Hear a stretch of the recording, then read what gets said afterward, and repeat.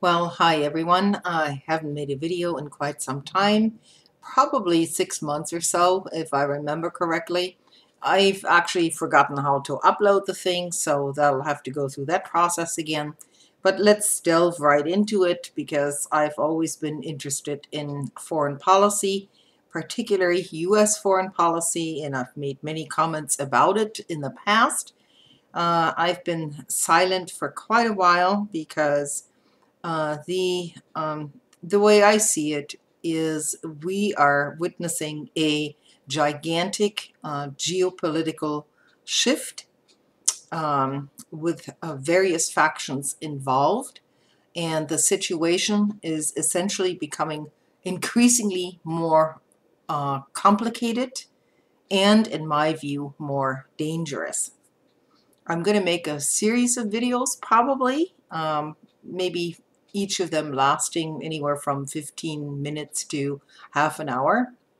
But I want to take as a starting point um, George Friedman's analysis on the Stratfor website regarding these global implications of realignments of power, including, of course, this is coming from the American point of view, which he represents, including his statement that everything essentially began with the collapse of the Soviet Union.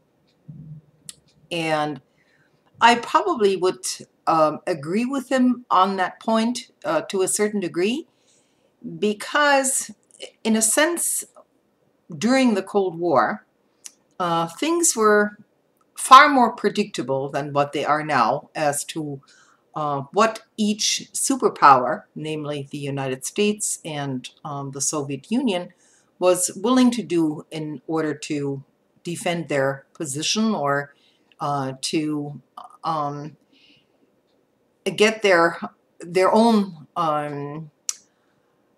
power specifications into alignment with other nations. So, in a sense, it was a very dangerous time because we had massive nuclear weapons stockpiles involved, and incidentally, that hasn't changed. That really hasn't changed to the degree to where we've eliminated nuclear weapons. On the contrary, both sides are rearming massively now, and so. But Friedman was probably right in saying that this collapse of the Soviet Union caused essentially a shift in thinking. And where I also agree with him, incidentally, is when he says that essentially, yes, the United States is an empire. It is behaving like an empire. And where I disagree is that he insists that it should maintain its empire status. Now, to that effect, I'm going to basically read you his most recent article over at Stratfor, which probably shouldn't come to as any surprise for anyone who has followed these events. Um, but in essence, what he essentially leaves out in his analysis is that the events in the Ukraine were precipitated by the expansion of NATO to the borders of Russia. For some reason, he believes that this would not be taken as a challenge by Russia, even though it was a weakened entity, so to speak, and that the overexuberance of Western powers, and specifically neoliberal economic policies, and its encroachment across the globe, he does not see this as a danger. He sees this as a more or less positive thing on a global scale.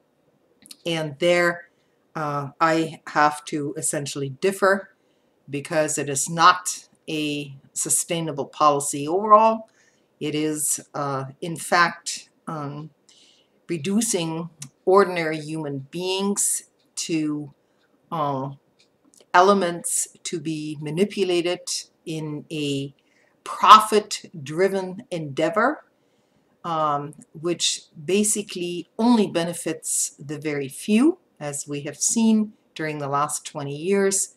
The divide between the rich and the poor is not being reduced. In fact, it is widening, and only very few people or organizations are actually benefiting from this, as you can see by the rise of the 0.1% to the top of the class of multi-billionaires and certain entities which are determined to control the global goings-on and the uh, global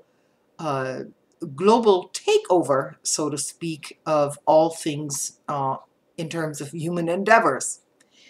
So this is going to be my short introduction for tonight. I'm going to be reading you some of the stuff that George Friedman had to say, but I also, of course, wanted to interject here, and I have made videos about the Ukraine previously. The Ukraine is essentially a failing state at this point. The people in the Ukraine were fed up during their initial, outcomings during the Maidan. They were totally fed up with the corruption in government, and this happened both during the previous administration and the one that replaced it, which was essentially a Western instigated coup, namely the United States through its various NGOs and political entities already present in that country staged that coup. It was an overthrow of, you might say, an elected government, which was also corrupt. And this, of course, was taken by Russia as an existential threat to its existence, basically. And so Russia had very legitimate security concerns right on its border. The Ukraine has always been part of Russia, so nobody can debate this historically.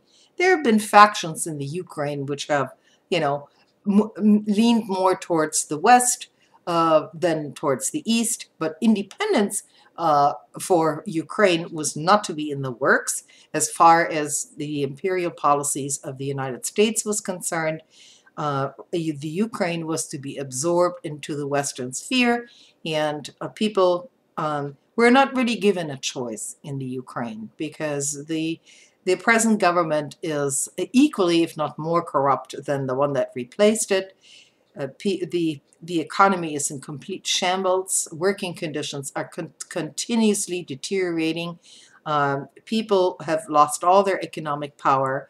They're being forced into basically neoliberal economic policies where things are being privatized while a few oligarchs reap the benefits, and the ordinary people are just left, to fend for themselves. And you also have the rise of various violent factions within that society, all supported, by the way, by Western security agencies.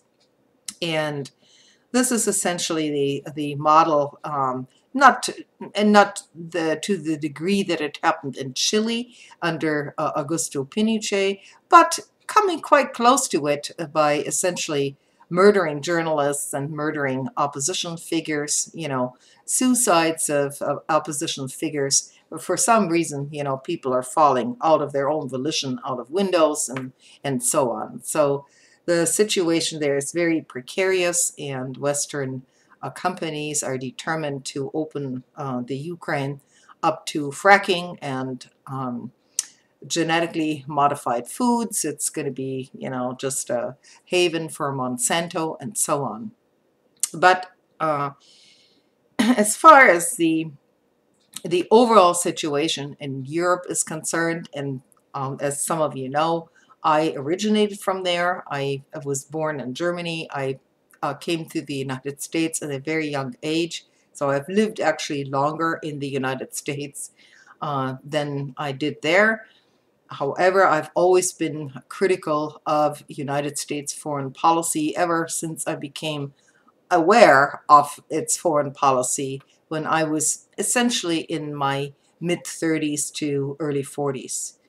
And that takes a sustained amount of reading. This was, before everything was on the internet. You were able to, instead of, listening to tweets and all this instant communication everywhere, you had sustained time to spend some time with a subject without being interrupted. And that is being, that's increasingly the case now with farcical political discussions taking place on Twitter and elsewhere, which are going to lead us to nowhere other than the purchase of more technology for the benefit of corporate CEOs, uh, while in addition trashing the planet with all sorts of electronic trash, which is trash 2 weeks later, or 2 years after you purchase it. So that's my little introduction for tonight. So hopefully I'll have some time to continue with this during the next couple of hours while I have some quiet time here and I can share some things with you. Thanks for listening.